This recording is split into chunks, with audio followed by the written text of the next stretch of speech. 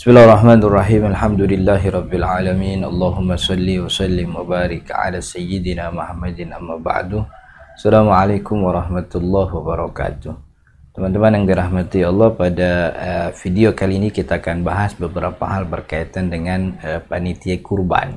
Karena beberapa hari belakangan ada orang bertanya tentang bagaimana hukumnya jadi panitia kurban.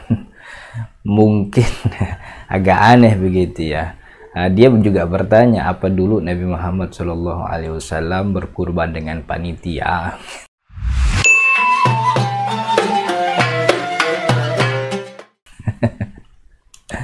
Nah, teman-teman yang dirahmati Allah, inti pertanyaan sebenarnya apakah zaman Nabi Muhammad sudah ada panitia kurban di zaman Nabi? Saya dengan pasti jawabannya iya gitu. Jawabannya ada panitia kurban di zaman Nabi Muhammad SAW. Tentu panitianya tidak dengan model kayak kita begini. Ada rapat, kemudian ngumpulin duit buat mengakomodasi orang-orang yang ingin patungan sapi misalnya. Nanti di hari H pakai kaos tulisannya panitia kurban 1443 Hijriah Masjid Al-Barokah, dan tentu bukan kayak gitu. Jadi yang saya maksud bahwa panitia kurban ada sejak zaman Nabi Muhammad SAW adalah cerita yang masyhur ini. Cerita yang kita dapati dalam banyak kitab riwayat hadis, termasuk juga dalam kitabnya Zadul Ma'ad Imam Ibnu Qayyim al-Jauziyah. Beliau menceritakan dulu bahwa Nabi Muhammad SAW pernah berkurban sebanyak 100 ekor unta ketika Haji Wada.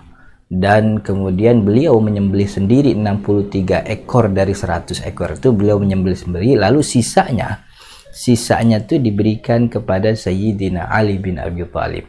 Nah, memberikan sisa itu kan mewakilkan sembelihan kepada orang lain yang bukan penyembelihnya, yang bukan pekurbannya, yang bukan orang yang punyanya, itu kan berarti menitipkan, sama sebagaimana panitia sekarang.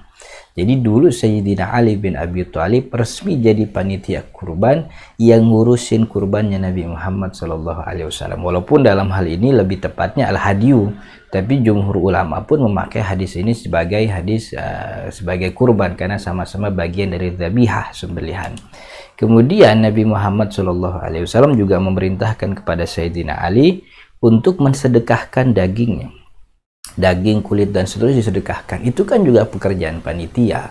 Jadi panitia yang lakukan sekarang itu persis juga dilakukan oleh Sayyidina Ali bin Abi Thalib dulu ketika Nabi Muhammad SAW hidup. Dan ini Haji Wada, artinya hadis ini terjadi di akhir-akhir hidup Nabi Muhammad SAW dan tidak ada yang menghapusnya gitu. Kemudian setelah memerintahkan mensedekahkan, Nabi Muhammad SAW memerintah kepada Sayyidina Ali jangan, karena mungkin ya Nabi Muhammad juga berpikir bahwa Sayyidina Ali sulit untuk menyembelih sisanya, Ali akan meng-hire sebuah tukang jagal, dan itu memang dilakukan oleh Ali. Sayyidina Ali bin Abi Thalib meng-hire tukang jagal jazar. Nabi Muhammad mengatakan jangan kasih tukang jagal sembelihan sebagai upah, tapi upahnya, kata Sayyidina Ali, nu'tihi min indina, kita kasih dari duit kita sendiri. Nah, dari hadis ini teman-teman yang dirahmati Allah, bahwa panitia itu ada karena Nabi Muhammad menitipkan itu kepada Sayyidina Ali, dan itu pekerjaan panitia, menerima titipan hewan kurban untuk disembelih di hari raya Idul Adha. Dan kemudian Nabi Sayyidina Ali diperintah oleh Nabi untuk mensedekahkan, dan itu juga pekerjaan panitia. Nah, yang lebih penting lagi bahwa Sayyidina Ali dipesan oleh Nabi Muhammad SAW jangan kasih tukang jagal upahnya itu berupa daging sembelihan. Nah, ini kan terjadi bahwa kita semua meng-hire tukang jagal, lalu tukang jagal itu kita bayar. Kata Sayyidina Nabi Muhammad, jangan bayar pakai daging ya, karena nggak boleh menjadikan daging sebagai transaksi begitu. Kata Sayyidina Ali, enggak kok, kita nggak bakal, kita ngasihnya pakai duit kita sendiri. Maka jumhur ulama bahkan ini seperti menjadi kesepakatan bahwa tidak boleh memberikan upah tukang jagal dengan daging sembelihan.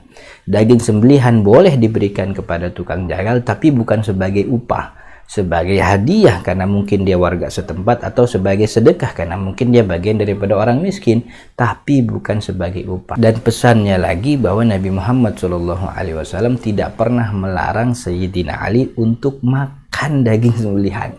Dan itu sesuatu yang wajar bahwa orang kalau menyembelih dapat bagian juga begitu. Tapi Nabi Muhammad tidak pernah melarang. Maka itu panitia tidak ada masalah. Karena status sebagai wakil kurban. Kalau kurban boleh makan, tentu wakilnya kan juga sama gitu.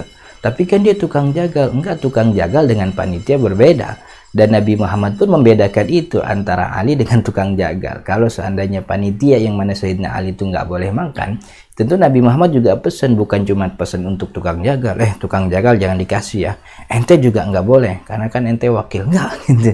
Yang dilarang adalah tukang jagal. Maka panitia tidak ada masalah kemudian memakan daging sembelihan begitu. Wallahu taala alam, mudah-mudahan bermanfaat.